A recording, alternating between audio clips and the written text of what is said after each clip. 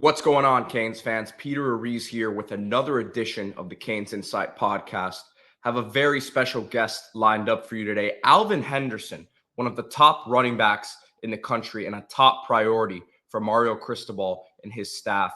Out of Elba, Alabama, obviously Miami and Canes fans got their hearts broken last year with Kevin Riley out of Tuscaloosa, committed to the Canes the entire cycle, ended up flipping to Alabama there at the end. But Alvin Henderson, Miami's going back into Alabama, trying to get one of the top backs in the country.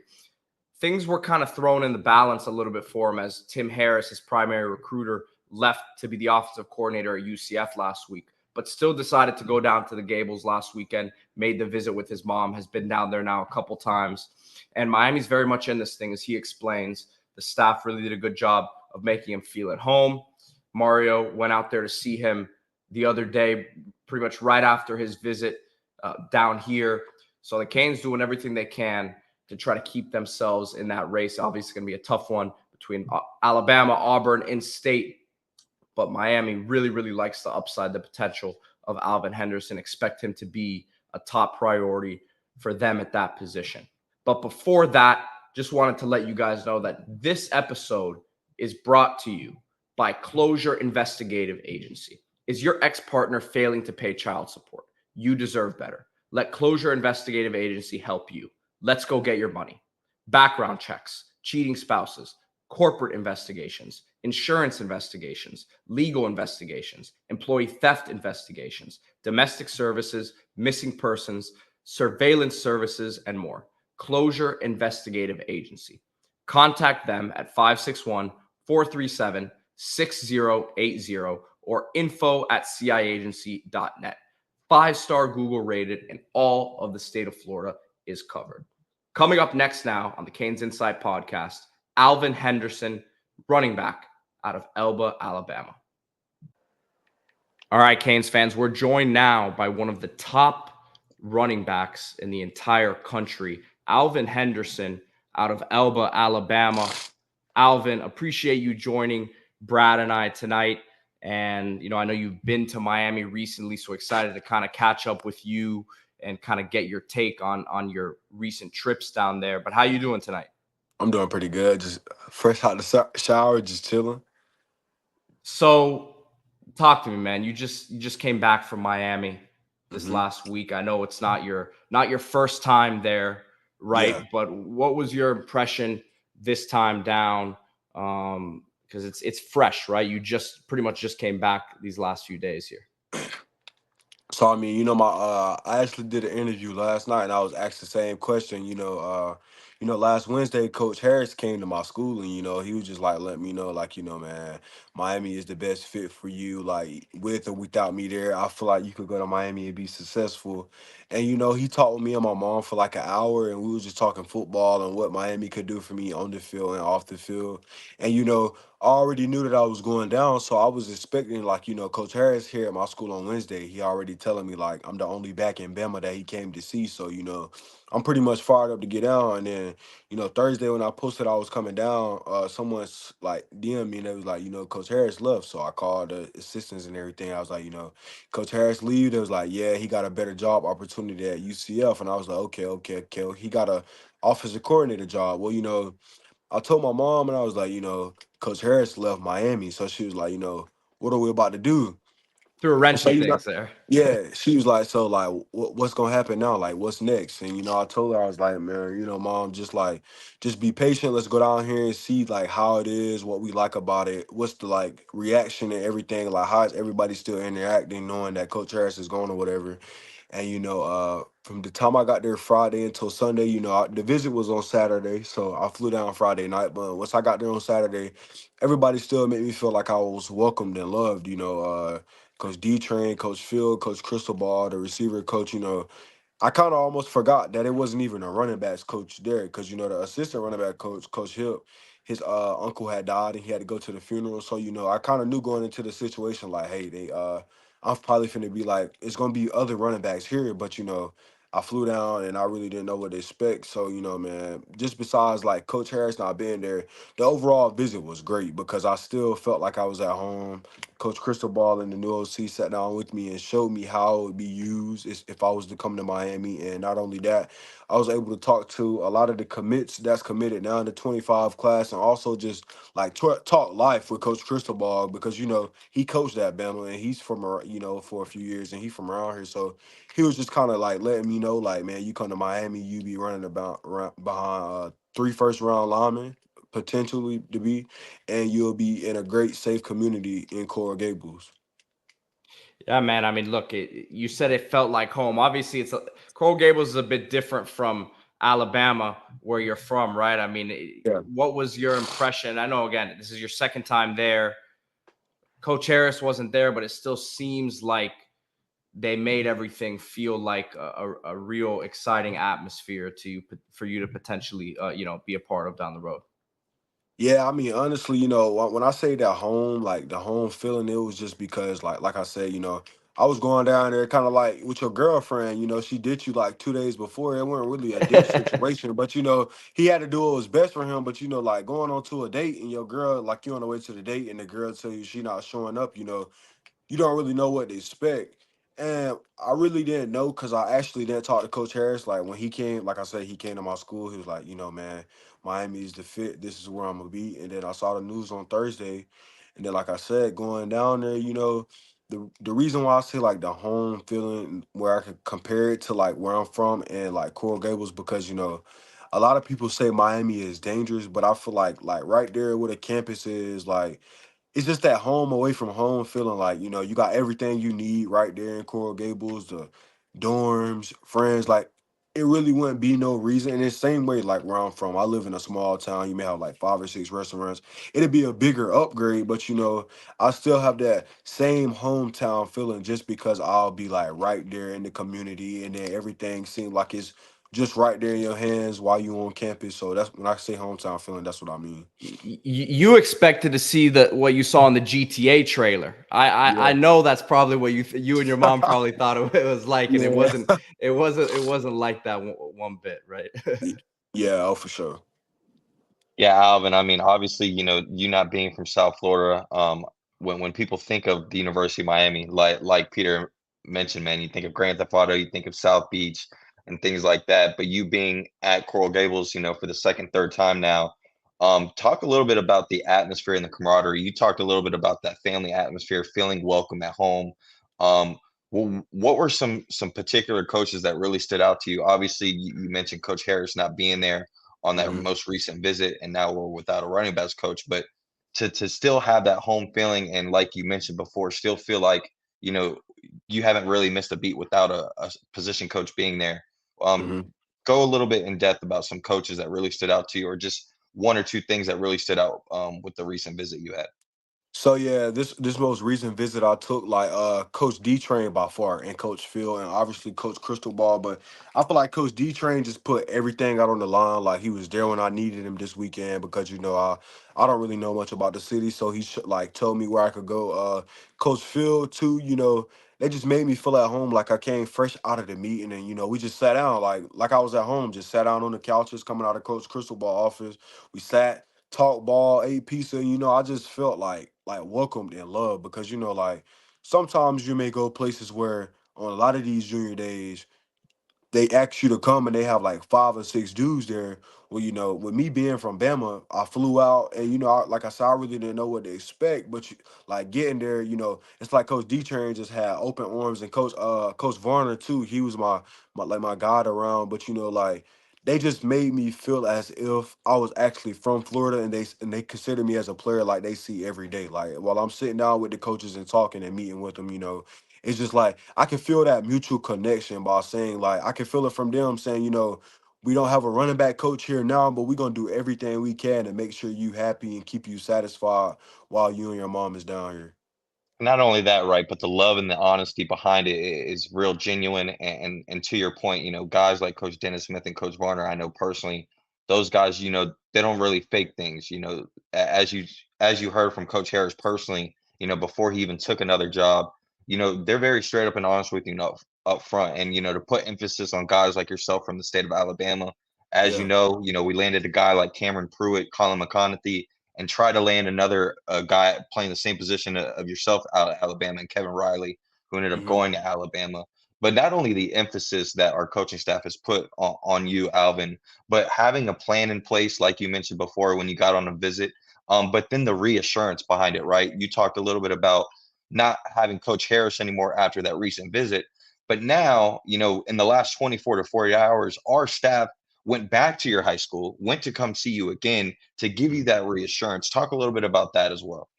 So yeah, actually before I went down last week, my coaches, they was like, Coach Cristobal called and said he want to fly down next week. And I was like, for real, coach? He was like, yeah, he said, man, Miami actually showing like real love. You're gonna be down there Saturday and Sunday, and they wanted to get back down to see you. So at first he was gonna fly in at 8. Well, when I got down there, Miami, I talked to him. He was like, man, I want to do whatever I can to get you here, and I feel like I got to get down there to see you and let your coaches know how much of a priority you are to me, and not just your coaches, but your mom as well, so she'll see that I'm serious.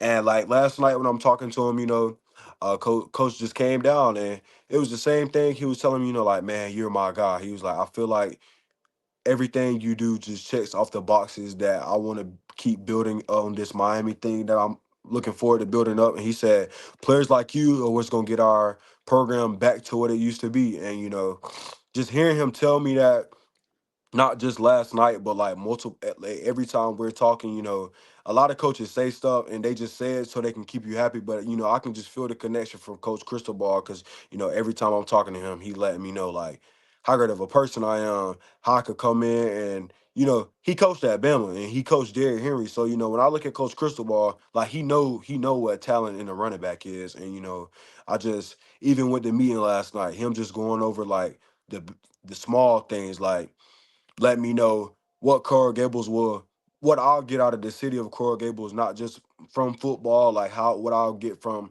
community service, everybody knowing me from around there, coming in early, starting as a freshman, making a name for myself early, like Fletcher did this season, just like the small things that could turn into big things where I could be like one of the greatest players to ever play at Miami.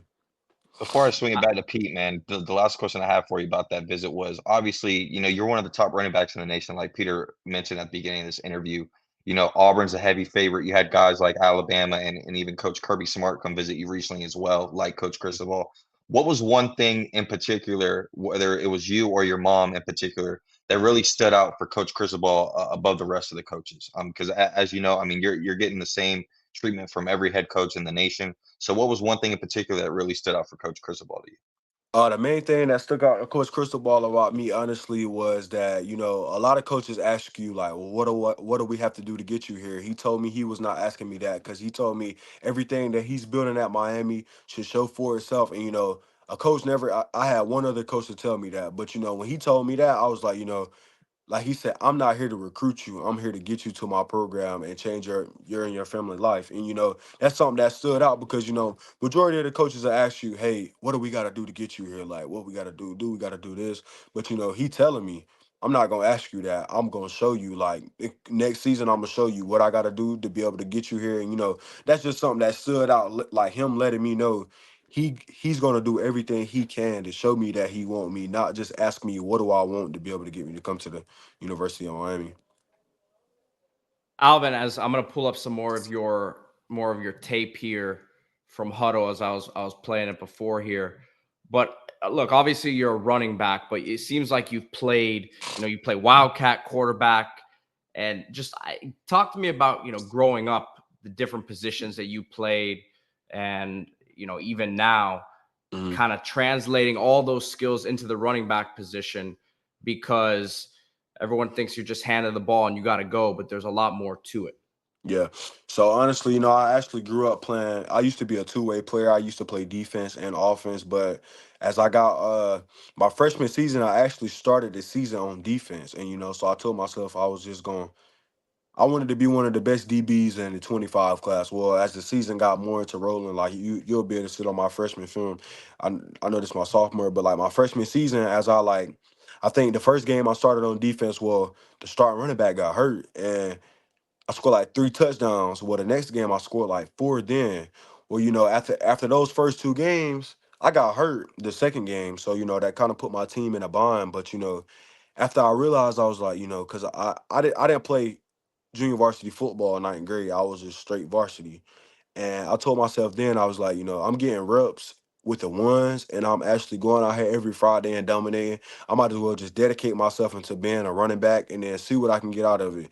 And ever since then, we run the single wing offense. So it's not like handoffs, it's just getting the ball downhill, sweep, inside zone, trap. And I feel like this offense has helped me out tremendously because going into college, like as coaches, a lot of the coaches that recruit me, they can already tell that I'm able to run between the tackles. And going somewhere like Miami, one thing Coach Cristobal told me, there's not a lot of free hitters in the type of offense they run. Like you probably be running 5 or 6 yards before you even get touched. So I just feel like with this offense, like right here, it helps me out going into like college based off wherever I choose because like it'll just have me prepared. And the type of offense I run at high school, like you have to be patient. You can't really rush it a lot because like sometimes you outrun the blockers and the play won't get set up.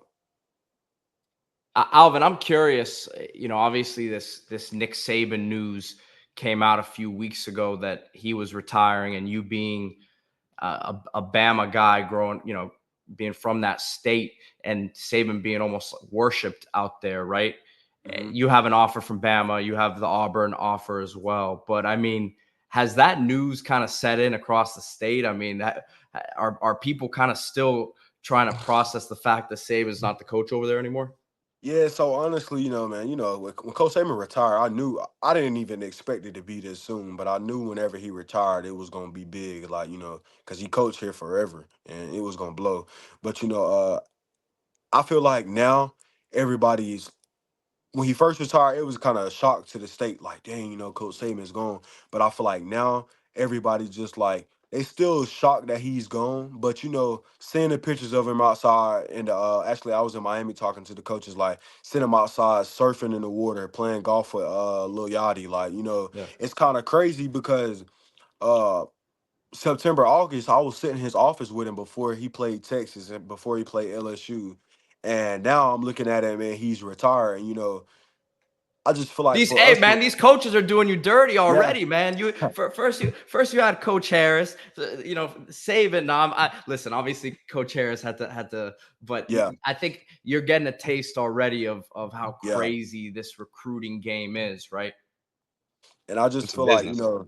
like with the state of Alabama, it's gonna be like right now, everybody's kind of settling in because basketball about the March Madness gonna be going on for the whole month of March. But everybody, it's still a shock to everyone, but I feel like it's really gonna hit when Bama actually opens up their first few games, and the vibe's just gonna be.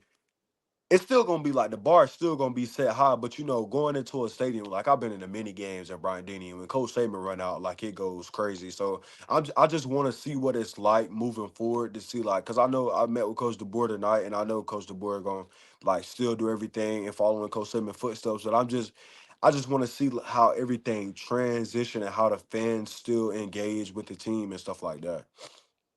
Definitely, man. Listen, like you said, they got a coach that just led Washington to the national title game. So they still have a high quality coach over there for sure. Oh yeah, But it's a different era. So it's gonna be, like you said, interesting to see how everything plays out. You'll be right in the middle of it, man. You'll see it up close. You'll be, I'm sure this recruiting process is gonna be one that's interesting for you. But yeah, man, it's just the beginning, right? And I think you're starting to get a taste of it already. yes sir. Alvin, question for you, man. Obviously your talent's no question. I mean, you just finished off a tremendous season, over 3,500 rushing yards and 61 touchdowns in just 14 games. I mean, that's unheard of. That's mad numbers. Hmm. What I want to know is there's not, with guys like yourself that perform at such a great level like that, there's always guys from the outside looking in that try to find something wrong with your game, right? Whether it's playing in 1A and the state of Alabama, not knowing the state of how Alabama plays football, or Hmm. the workload that you're carrying in high school, is it going to be able to transition in college?